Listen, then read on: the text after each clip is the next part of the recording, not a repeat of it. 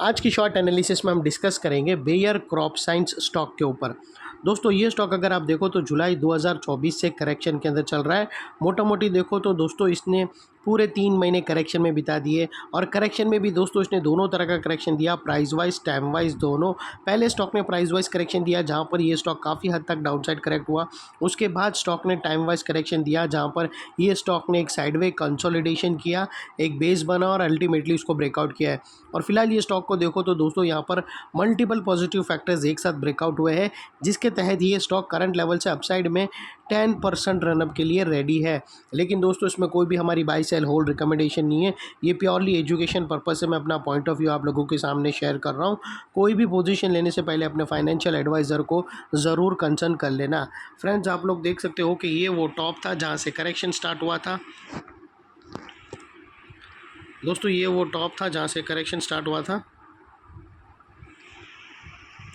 और यहाँ से कुछ इस तरह से downward sloping parallel channel stock के अंदर बनी।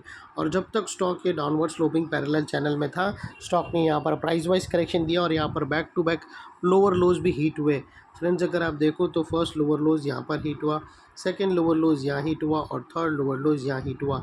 और जैसे ही दोस्तों ये downward sloping parallel channel upside में ब्रेकआउट हुई, इसने मल्टीपल हायर हाइज को ब्रेक करके उसके अबव सस्टेन क्लोजिंग देकर कंफर्म कर दिया करेक्शन कंप्लीटेड। यहाँ पर दो बड़ी चीज़ एक साथ हमें मिली। पहला तो इसने डाउनवर्ड स्लोपिंग पैरेलल चैनल को अपसाइड में ब्रेक किया, जिसके वजह से जो straight downside price wise correction आ रहा था वो रुक गया। और सेकेंडली जो back to back lower lows hit हो रहे थे वो स्टॉप होकर फर्स्ट टाइम इसने हायर हाइज रजिस्टर किया, जो हमें कंफर्म करता है कि स्टॉक के अंदर बॉटम लग गई है और करेक्शन यहाँ पर कंप्लीटेड और ट्रेंड इसका चेंज हो चुका है। करेक्शन का ट्रेंड बाई साइड की तरफ शिफ्ट हो चुका है। अनलेस एंड अनटिल यहाँ पर कोई नया लोअर लोज ना मिले या फिर पुराने लोअर लोज के नीचे क्लोजिंग ना मिले, तब तक हम यही मानकर चलेंगे कि यहाँ पर बॉटम लग गई है और करेक्शन कंप्लीटेड। और दोस्तों बात कर लेते हैं यहाँ पर डाइवर्शन की। तो फ्रेंड्स अगर मैं आप लोगों को MACD डालकर दिखाऊँ तो यहाँ पर हमें पॉजिटिव हिडन डाइवर्शन विटनेस होता है। दोस्तों प्राइस एक्शन के जो लास्ट लोअर लो स्विंग अगर देखो तो वो आप एक ही एंगल पे फ्लैट है दोस्तों। और वही दोस्तों अगर आप MACD के ऑसिलेशन देखो तो वो अपसाइड में टिल्ट हुए है और यहाँ से हमें ब्रेकआउट मिला है जो एक अपसाइड मोमेंटम पंप कर सकता है स्टॉक के अंदर। और सेकेंडली दोस्तों बात कर लेते हैं यहाँ पर चार्ट पैटर्न की। तो फ्रेंड्स अगर मैं आप लोगों को बताऊँ तो यहाँ पर हमें एक ज़बरदस्त पैरेलल चैनल ब्रेकआउट होते हुए मिली है दोस्तों, और वो कुछ इस तरह से है। दोस्तों अगर आप देखो तो यहाँ पर हमें पैरेलल चैनल ब्रेकआउट होते हुए मिली है और एग्जैक्टली दोस्तों नेकलाइन पे हमें क्लोजिंग मिली है। तो यहाँ पर हम डबल नेकलाइन की स्ट्रेटजी लेकर चलेंगे दोस्तों। हमें एक और क्लोजिंग चाहिए अबव 6,659 के आसपास। जैसे ही दोस्तों हमें दोनों क्लोजिंग मिल जाएंगी ये नेकलाइन के ऊपर, और जो फर्स्ट वाली नेकलाइन है जो तकरीबन 6,659 यानी उसका राउंड फिगर मैं लेता हूँ 6,660, अगर 6,660 के ऊपर हमें क्लोजिंग मिल जाती है तो दोस्तों फिर ये पैरेलल चैनल ज़बरदस्त तरीके से एक्टिव हो जाएगा और अपसाइड मूव के लिए ये रेडी हो जाएगा तकरीबन 10% के लिए। और वो लिहाज से दोस्तों स्टॉक का जो अगला टारगेट निकल कर आता है वो 7,200 के आसपास का आता है।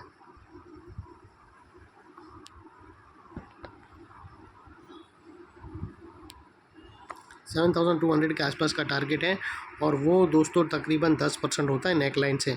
और दोस्तों यहाँ पर कुछ रेजिस्टेंस है जो ये स्टॉक फेस करेगा और यहाँ पर एक गैप भी है दोस्तों। वो रेजिस्टेंस वो गैप फिल करने आएगा तो वहाँ पर एक सेलिंग प्रेशर है जो स्टॉक फेस कर सकता है और वापस उसके बाद वो सेलिंग प्रेशर फेस करके कभी वो हो सकता है कि वो नेकलाइन को फिर से रिटेस्ट करने भी आए।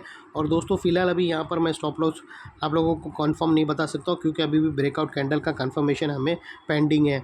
और जैसे ही दोस्तों ये नेकलाइन दोनों नेकलाइन के ऊपर क्लोजिंग मिलेंगी तो उसके बाद दोस्तों स्टॉप लॉस के लिए आप अपने एडवाइज़र को पूछकर ATR की हेल्प ले सकते हो या फिर फर्स्ट ब्रेकआउट कैंडल के लो के नीचे क्लोजिंग बेसिस पे रख सकते हो।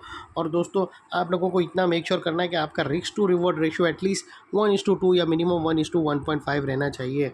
और दोस्तों सीधा फ्राइडे को जाकर ट्रेड यहाँ पर ओपन मत कर लेना, हमें वेट करना है एक और ग्रीन कैंडल का क्लोजिंग अबाउ दिस दोनों neckline, above this both neckline.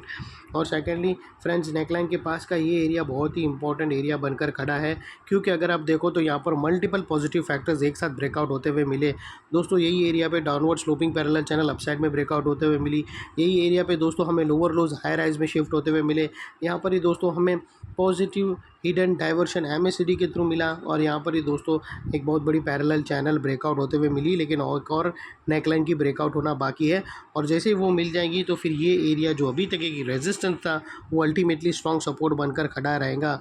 और इन केस उसके बाद अगर स्टॉक ने टारगेट हीट करने से पहले बीच में कहाँ पर भी सेलिंग प्रेशर फेस किया और वापस वो नेकलाइन को रिटेस्ट करने आया, तो दोस्तों रिटेस्ट के टाइम पे नेकलाइन का ये एरिया सामने आके एक स्ट्रॉन्ग सपोर्ट का काम करेगा और स्टॉक को अपसाइड में पुश करेगा या साइडवे कंसोलिडेशन में।